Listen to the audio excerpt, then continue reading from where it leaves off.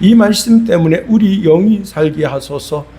영생의 말씀이 계심에 우리가 누게로 가오리까 고백하면서 예수님만 따라가는 주의 신령한 자녀들 다 되게 하소서. 예수님 이름으로 감사하며 기도합니다. 아멘. 1919년 아부다비 마라톤 대회에서 루벤 키베라고 하는 선수가 우승을 했습니다. 근데 이 선수가 이제 결승선을 가장 먼저 통과했음에도 불구하고 손을 들어서 기뻐하지 않았습니다. 그리고는 연신 뒤를 돌아보았는데 그 얼굴에는 미안한 표정이 가득했다 하는 겁니다. 왜 그런가 하면 이 루벤 키베 선수는 페이스메이커였습니다. 이 선수는 원래 이제 25km까지만 이제 제일 앞에 선두에서 달려주고 25km를 뛴 다음에는 이제 그 경기를 포기하도록 그렇게 되어져 있고, 그 선수가 그날 받는 이제 그 돈이 약 $3,000 정도 되는데, 이 $3,000 정도는 어마어마하게 큰 돈입니다. 근데 그가 이제 한 25km까지 달렸는데 자기를 쫓아오는 선수가 아무도 없는 겁니다. 그리고 너무 멀리 있어요. 그래서 이 선수가 25km를 달린 후 거기서 주저주저했습니다. 여기서 포기할 것인가 아니면 더 달려갈 것인가. 거기서 포기하면 $3,000를 잃게 되고, 이제 물론 이제 그 42.19km를 달려서 결승점에 가도 뭐 크게 달라지는 건 없습니다. 무슨 뭐 상급이 있고 그런 건 아니고 무슨 메달은 있겠죠. 자기 자신에게 영광은 있겠지만 거기서 이제 한참 고민을 했습니다. 그런데 이 선수가 다시 달리기로 마음에 결심했습니다. 그리고는 최선을 다해서 이제 결승 라인을 이제 통과했다 하는 겁니다. 그렇습니다. 여러분, 자신의 주어진 일에 최선을 다하라는 겁니다. 최선을 다하고 다른 사람이 그 사람이 이루는 일을 보아서 더 이상 손댈 것이 없을 정도로 깔끔하고 깨끗하게 그 일에 최선을 다하는 사람이 되어야 하는 겁니다. 사도 바울은 디모데에게 이렇게 명령하고 있습니다. 2절에 보니까 너는 말씀을 전파하라. 때를 얻든지 못 얻든지 항상 힘쓰라 말씀합니다.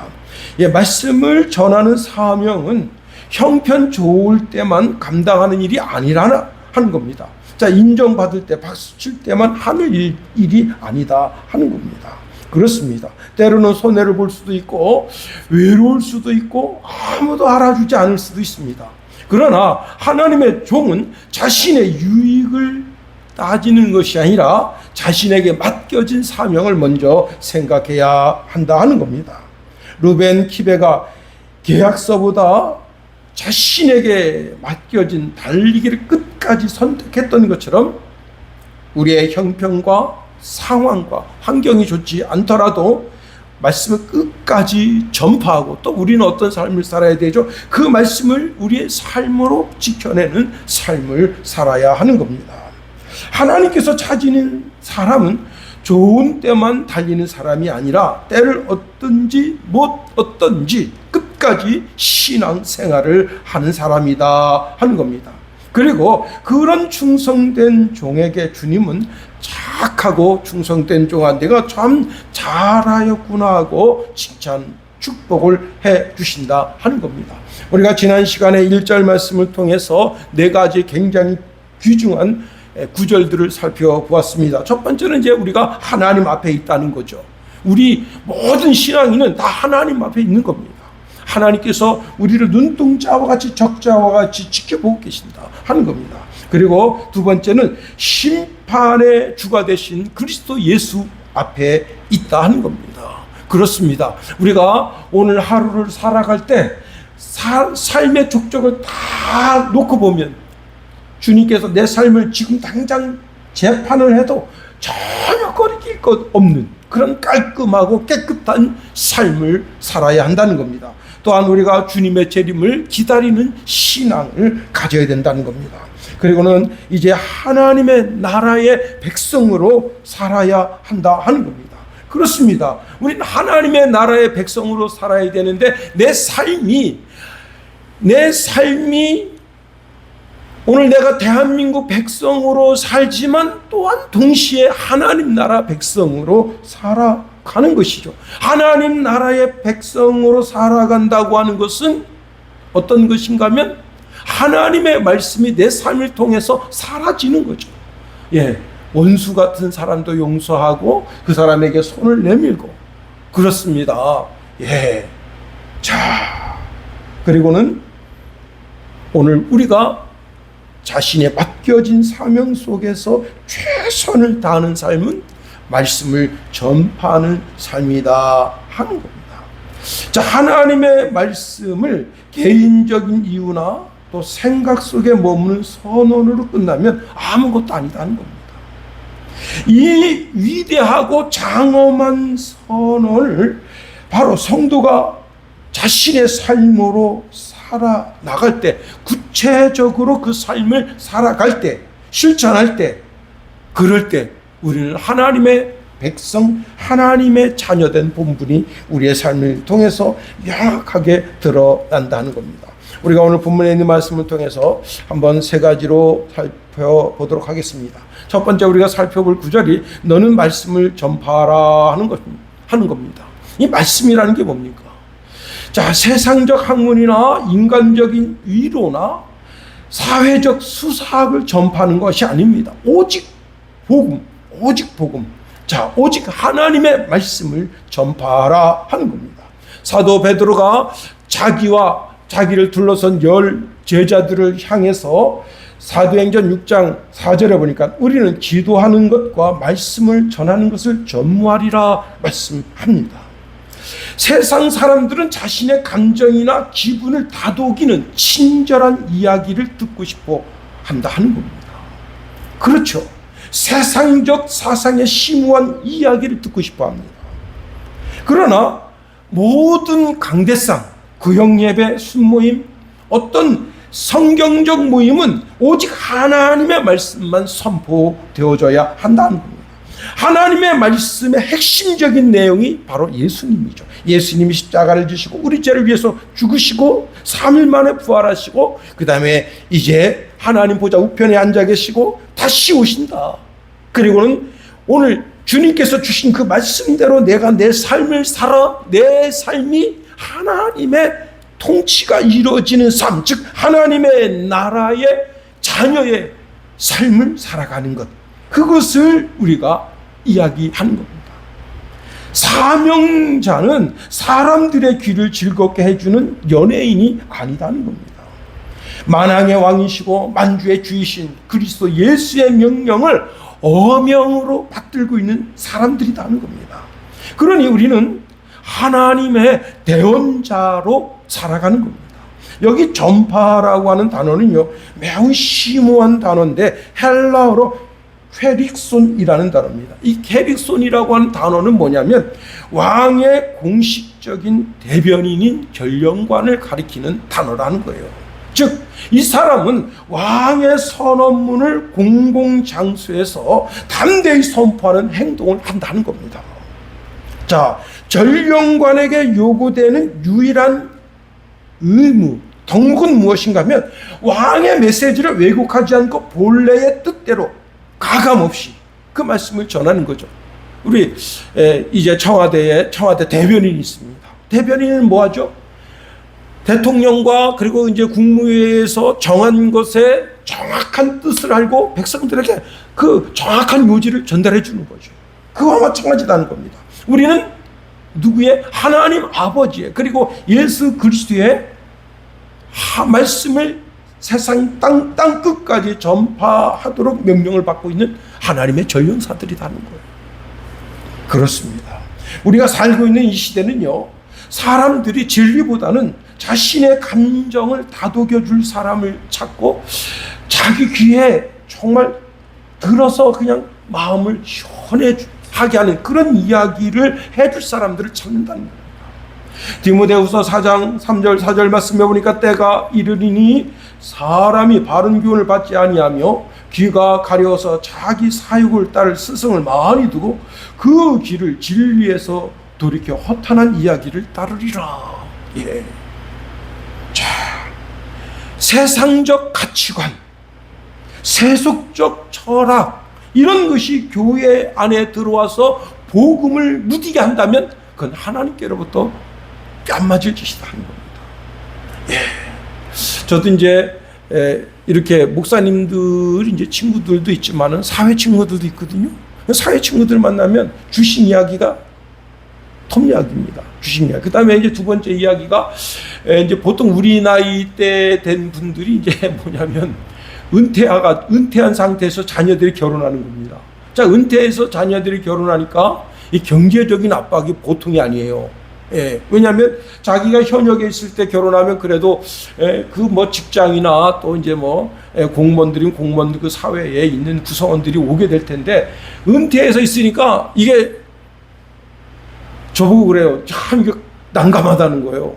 응? 내일도 이제 결혼식이 있고 다음 주 토요일도 결혼식이 있고 아니 그렇게 이제 결혼식이 이제 사회 친구들한테 있습니다. 근데 저보고 그래 목사님 참 난감하다. 응? 이게 오기는 240명 올 것으로 음식을 준비해서 이렇게 해놨는데 몇 명 올지 저는 이제 대놓고 못 간다 했어요. 토요일이고 그래서 저는 대놓고 못 간다 했는데 걱정된다는 거예요. 이야 여러분 그런데 이제 그 사회 친구들하고 주로 주식 얘기, 결혼, 자녀들 결혼 얘기, 그 다음에 이제 여가 선영하는 그런저런 이야기. 예. 그런데 그런 세속적인 이야기가 교회 안에서 이제 자기 연령대에 있는 그런 형제들, 자매들에게 그런 이야기가 교회에서 서로 오고 가게 되면서 어떻게 되는 거죠? 복음의 진리를 무디게 한다. 교회는 사교장이 아니라는 거예요. 강대상에서는 더더욱이 하나님의 말씀만 들려져야 한다 하는 겁니다. 전도도 마찬가지죠. 전도도 오직 예수 그리스도의 십자가의 부활 그리고 회개와 하나님의 나라의 기쁜 소식을 전하는 것 그것이어야 한다는 겁니다.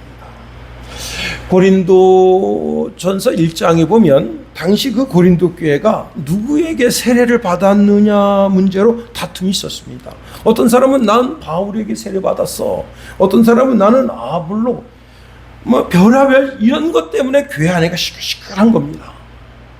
다시 말하면 복음의 본질의 문제 때문에 교회가 시끄러운 것이 아니라 교회가 파벌이 생겼습니다. 파벌이 생겨서 그것 때문에 시끌시끌한 거예요. 그래서 바울이 그 성도들을 책망하는 겁니다. 본질, 복음의 본질을 잃어버렸다는 거예요. 그렇습니다. 여러분, 복음을 전하는 데는 아름다운 말, 지혜로운 말로 하는 것이 필요치 않다는 겁니다. 당시의 화려한 수사, 논리적 이제 그 언어, 그 다음에 이제 정말 고급 언어, 이런 것을 해서 사람들의 귀를 매료시키는 말의 기술이 상당히 발달되어져 있던 시대입니다. 말을 기교롭게 전함으로 사람들의 마음을 움직이는 것, 그런데 그런 것을 통해서는 영혼이 구원받지 못한다는 겁니다. 오직 십자가 이야기를 증거할 때 그 십자가의 이야기를 통해서 사람들의 심령의 변화가 일어나고 구원에 이르게 된다. 그렇습니다. 그래서 바울이 나는 십자가에 못 박힌 예수님만 증거하겠다고 선언하는 겁니다. 그렇습니다. 예, 여러분 우리가 왜 하나님의 말씀을 전파해야 될까요? 오직 하나님의 말씀만이 영혼을 변화시킨다 하는 겁니다. 디모데후서 3장 15절 17절에 보니까 또 어려서부터 성경을 알았나니 성경은 능히 너로 하여금 그리스도 예수 안에 있는 믿음으로 말미암아 구원에 이르는 지혜가 있게 하느니라. 모든 성경은 하나님의 감동으로 된 것으로 교훈과 책망과 바르게 함과 의로 교육하기에 유익하니 이는 하나님의 사람으로 온전하게 하며 모든 선한 일을 행할 능력을 갖추게 하려 함이라. 오직 하나님의 말씀만이 그 사람을 구원시킨다. 그렇습니다. 여러분 마음에 유쾌하고 즐거운 이야기, 저는 이제 개그 콘서트를 주로 봅니다. 뭐 다른 거는 별로 안 보는데 개그 콘서트를 봅니다. 예, 월요일 날 아침에 이제 이렇게 새벽 예배 갔다 와서 그 개그 콘서트를 봐요. 다른 건 안 봐요. 또 이제 우리 또 이제 유튜버 이제 우리 집사님 그거 이제 들여다보고 이제 헤헤 하고 이제 이렇게 들여다보고, 그다음에 이제 우리 교회에서 올려준 유튜브 이렇게 보고, 그다음에 이제 쇼트 영상을 많이 봅니다. 거기서 이제 이게 설교에 쓸 그런 것들을 많이 찾아요. 그런데 여러분, 세상의 길을 즐겁게 해주는 수많은 이야기를 들었다 한다 하더라도 내 영혼의 변화는 없는 겁니다. 오직 복음, 오직 예수, 오직 말씀만 선포해야 할 이유가 여기에 있다 하는 겁니다. 포장되지 않은 날것의 복음, 십자가와 부활과 그리고 순전한 진리만을 나타낼 때 비로소 영혼이 변화받는다 하는 겁니다. 두 번째로, 시대를 넘어서 선포되어야 한다 하는 겁니다. 여기 때를 어떤지 못 어떤지 항상 심쓰라 말씀합니다. 복음을 전파하는 시기와 태도에 대해서 우리에게 아주 분명하게 말씀합니다. 여기 때를이라고 하는 단어를 영어로 보면 시즌이라고 해서 시즌. 그렇습니다. 이 시즌, 내가 복음 전하기 아주 좋은 환경 속에 있습니다. 사람들의 마음이 활짝 열려 있습니다. 복음 전하기 참 좋죠. 유리하고 편안한 때죠. 상대방의 마음의 문이 활짝 열려서 복음을 받아들일 자세가 되어 있을 때 복음 전하는 건 너무 쉬워요. 그런데 때를 못 얻었다는 겁니다. 이 때를 못 얻었다고 하는 것은 뭐냐면 박해와 핍박의 시대라는 겁니다. 환경이 척박하고 그 사람들이 그 말씀을 들을 만한 그런 자세가 전혀 되어 있지 않습니다.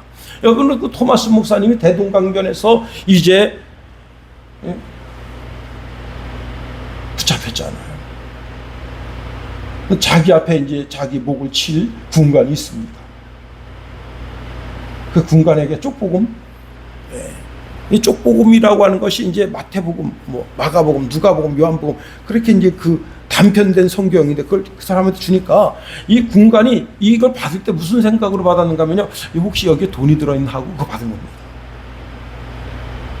그런데 여러분, 그 군관이 지금 자기 목을 치려고 그러는 거예요. 그 칼을 들었습니다. 칼을 드는데 이게 뭐 이제 되도 안 되는 한국어로다가 이제 하면서 이제 내가 이거 줄 테니까 너 받아라. 아주 귀한 거다. 그러니까 여기다 이제 딱 갖다 갑자기 7권인가를 받았습니다. 그 집에 와서 펴보니까 이게 돈이 아니고 성경책입니다. 근데 여러분, 그 사람이 그 성경책을 보고 변화받을 줄 누가 알았겠냐 말이에요. 그리고 제가 이제 정확한 내용을 다 말씀드릴 수는 없지만 그 쪽복음을 이제 가지고 왔는데 이게 야수교 책이란 말이에요. 이걸 보면 이게 진짜 원님한테 볼기장 맞은 일입니다. 그래서 그 어느 집에 갖다 딱 줬더니 그 집에서 이 도배지가 모자란데 그 도배지나 해야 되겠다. 그리고 그 방에다 쫙 도배지를 갖다 전부 다 찢어가지고 붙인 거예요. 그런데 이제 그 집이 여관집이야. 그래서 한 사람이 와서 여관에 와서 자다 이렇게 보니까 이 한글로 쫙 돼서 쫙쫙쫙 읽다가 그거 보고 누가 예수 믿을 거라고 누가 생각했겠냐 말이에요. 정말 때를 얻지 못한 상황.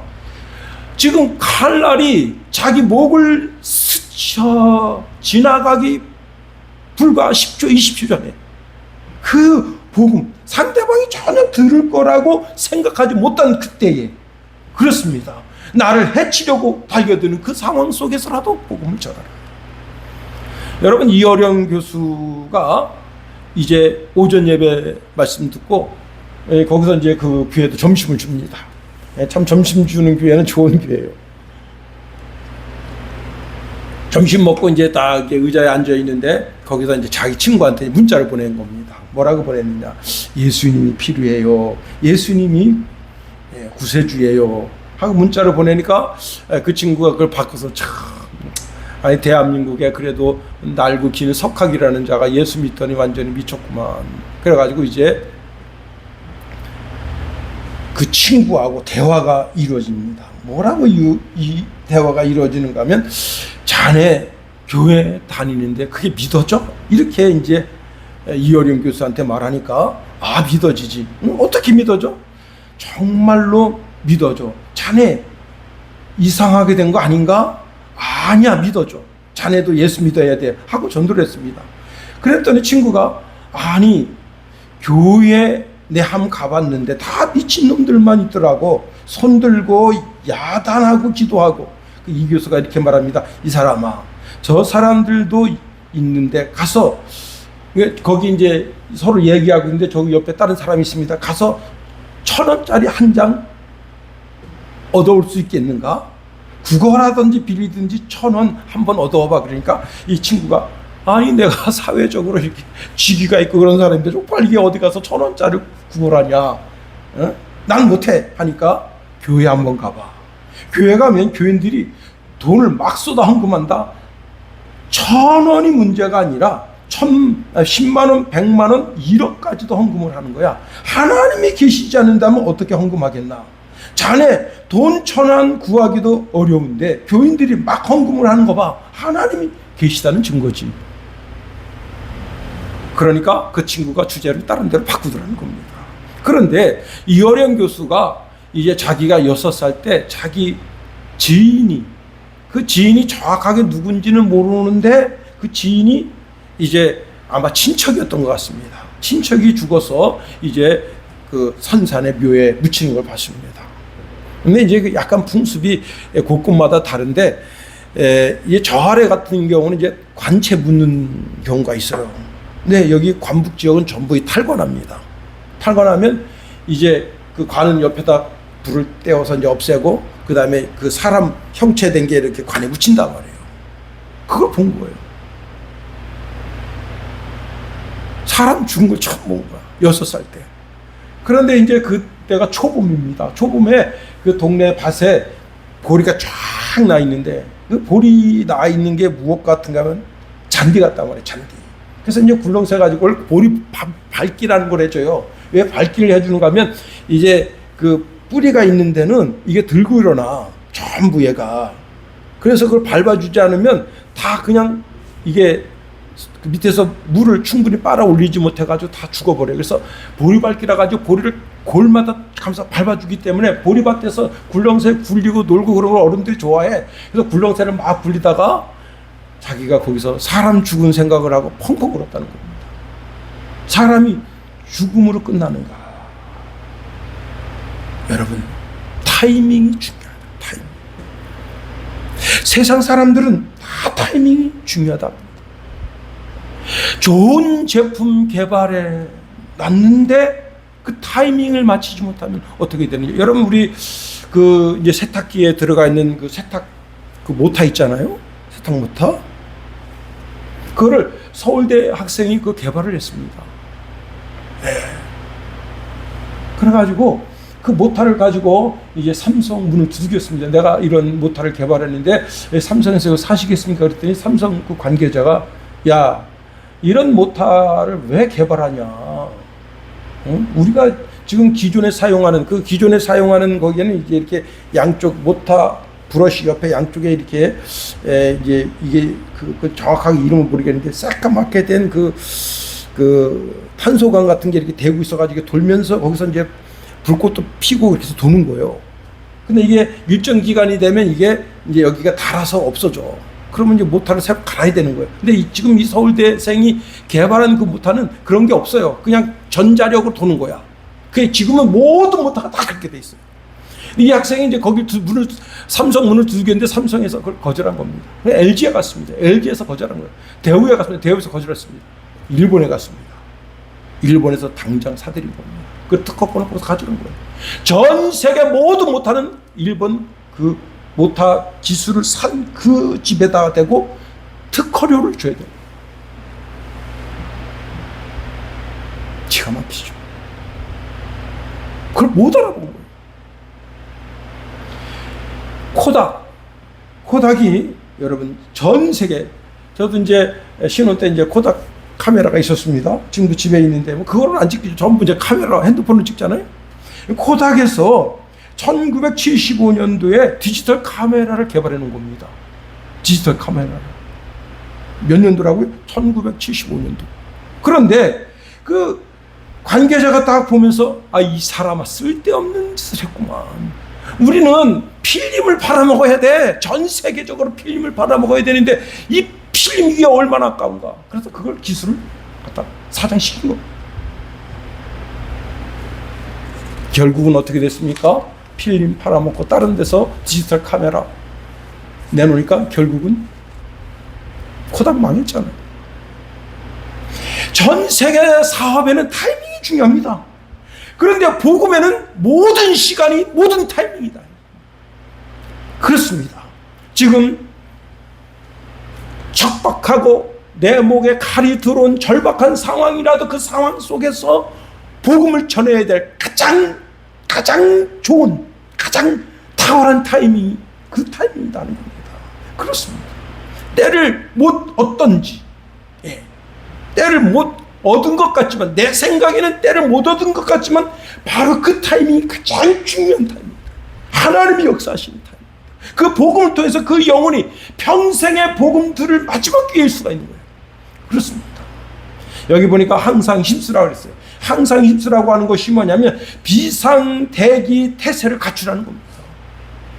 여러분, 최전방에 발칸포가 탄화를 딱 집어넣고 대기하고 있어야죠. 실탄 빼놓고, 기관총에다 실탄 빼놓고, 초병들을, 여러분 그 초병들이 북한군이 들어오면 그냥 쏴야 될 거 아니에요.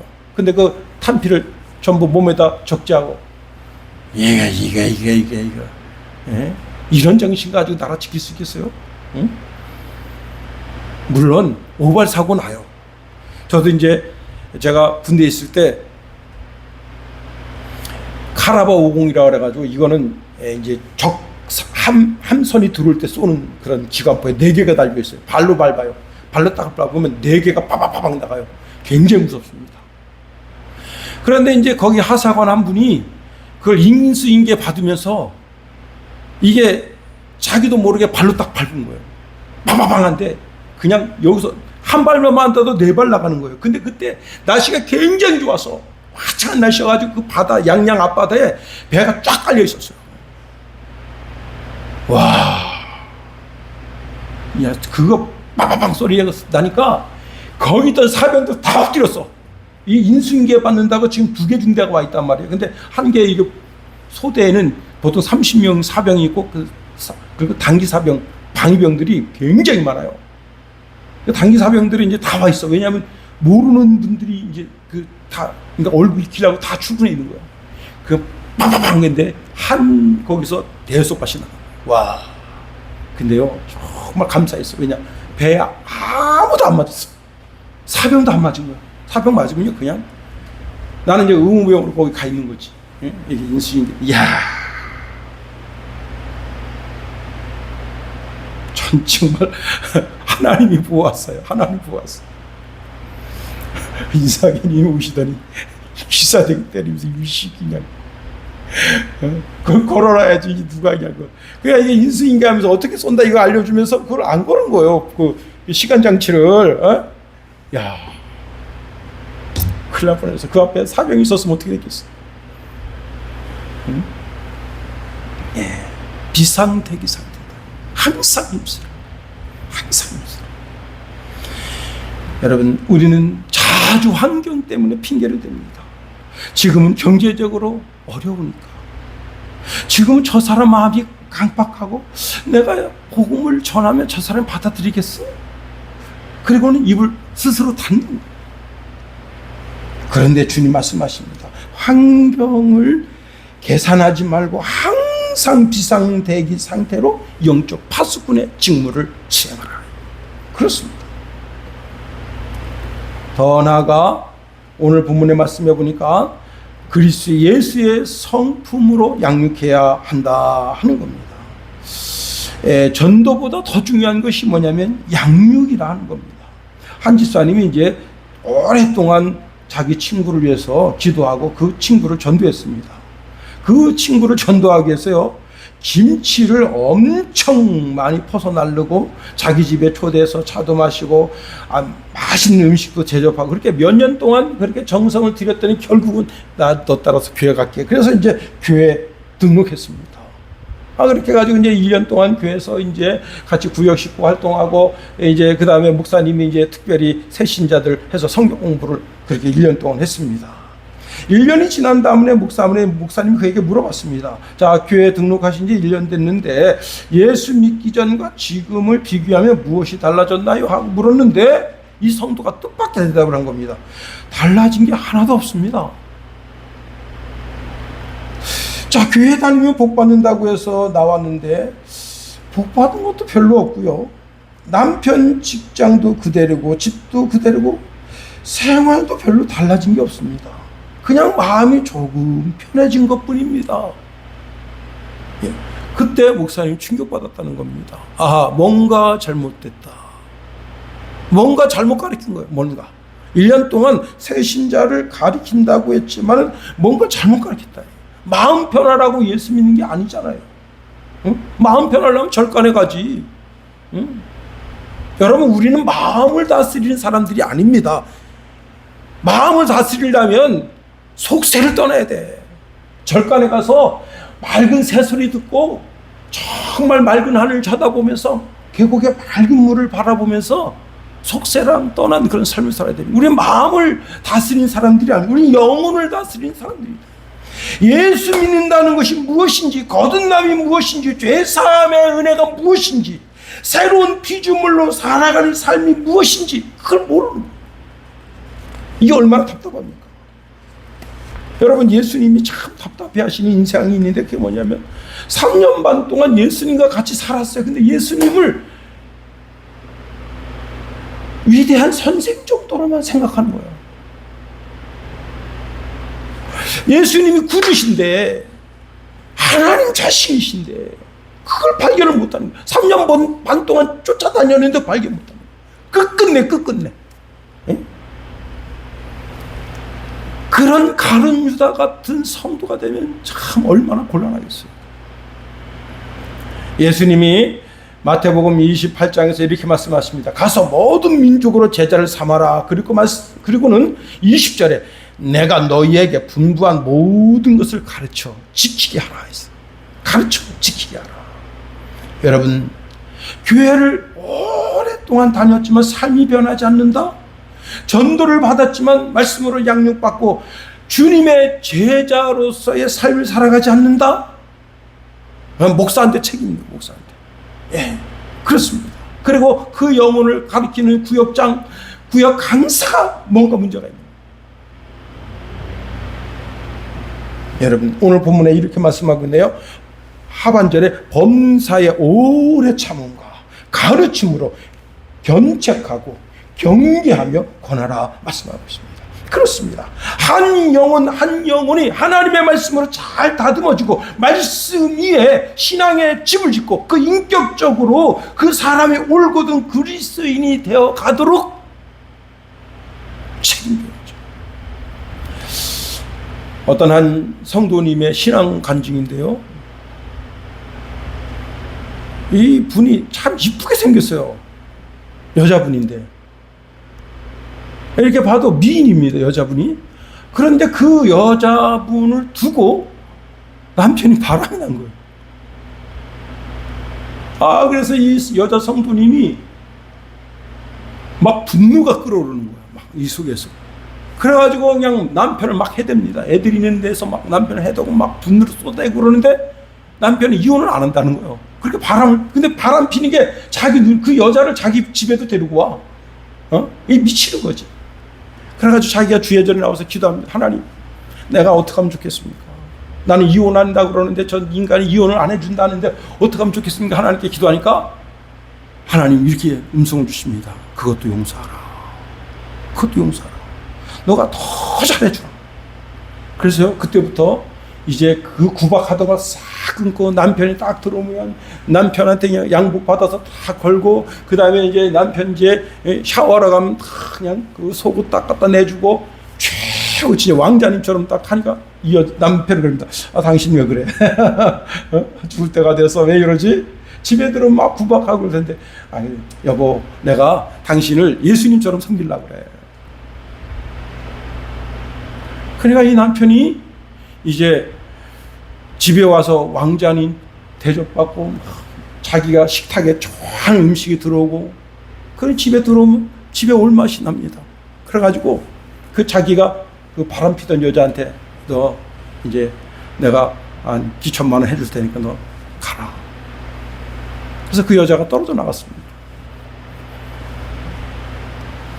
그래가지고 그 남편하고 오순도순 잘 사는데 이 자기 남편한테 붙었던 이 여자가 좋은 남자 만나서 시집을 갔어요. 시집 갔는데 어떤 일이 생기냐면 그 여자가 애도 둘 낳았어. 애도 둘 낳았는데 이 남편이 바람이 난 거야. 그러니까 이 집사님한테 아니 그때 당시에 그렇게 내가 남편한테 그 붙어가지고 이렇게 그냥 피 쪽쪽쪽 빨아오면서 그렇게 살았는데 그때 어떻게 그 가정을 깨뜨리지 않고 가정을 화목하게 하고 그렇게 할 수 있었느냐 물어온 거예요.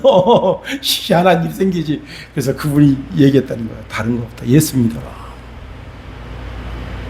예수 믿으면 내 남편이 다시 돌아옵니까? 그래 내가 그러면 알려주겠다. 그래가지고 자기가 했던 비법을 알려주고 너 이제 집에 가면 너 남편한테 싫은 소리 한마디도 하지 말고 너 남편을 어떻게 왕처럼 모셔라. 아이고 사모님 그게 됩니까? 아니 다른 거 없어. 되든 안 되든 그게 중요한 게 아니야. 너 남편을 왕자님 편 왕으로 모셔라. 그 자기 얘기를 쭉 해줬대요. 그랬더니 그 여자가 6개월 만에 다시 와서 우리 남편이 돌아왔다. 여러분 오래 참아야 돼. 한 사람이 정말 하나님의 올곧은 성도로 서기 위해서는 오래 참아야 돼. 그리고 가르침과 견책과 경계와 권면해야 됩니다. 그냥 쉽게 되는 게 아니에요. 여러분 제가 AI한테 물어봤어. 야 사과 씨를 심으면 몇 년 있다가 그 열매를 거둘 수 있냐? 5년 있어야 된대요. 5년에서 7년 있어야 열매를 거둘 수 있대요. 한 아이가 태어났습니다. 사람 역할을 하려면 20년이 지나야 돼. 한 명의 그리스도인들이 거듭나기 위해서는 오랜 세월이 필요한데 그 오랜 세월 동안 여기 세 가지 경책과 경계와 권면을 통해서 그 한 사람의 성도를 올곧게 세워간다는 겁니다. 그렇습니다. 여러분 오래 참아서 그 한 성도가 올곧은 그리스도인으로 세워지는 그 삶을 통해서 이제 말씀을 마칩니다. 자, 우리가 1절 말씀을 통해서 네 가지를 살펴봤습니다. 하나님 앞에 있다. 우리 예수님이 심판주가 되신다. 그리고 우리 주님은 다시 오신다. 그리고 하나님의 나라. 하나님의 나라가 뭐라 그랬습니까? 하나님의 통치가 내 삶을 통해서 이루어질 때 비로소 하나님의 나라가 내 삶을 통해서 완성되어지는 겁니다. 그렇게 하나님의 나라가 완성되어져 있는 사람은 어떻게 해요? 하나님 말씀을 전파하는 데 최선을 다해야 돼요. 최선. 그리고 때를 얻든지 못 얻든지 늘 항상 복음을 전파하는 삶을 살고 더 나아가 오래 참음으로 한 심령을 하나님의 귀한 성도로 세워져 나가는 삶을 통해서 내 삶이 정말 하나님 보시기에 세상 사람들 보기에도 부끄럽지 않은 복된 삶을 살아 하나님 앞에 그날 착하고 충성된 종아 네가 참 잘하였구나 그런 축복과 은혜를 받는 믿음의 건속 다 되기를 예수님의 이름으로 축원해 드립니다. 기도하겠습니다. 하나님 우리를 붙드시며 인도하소서.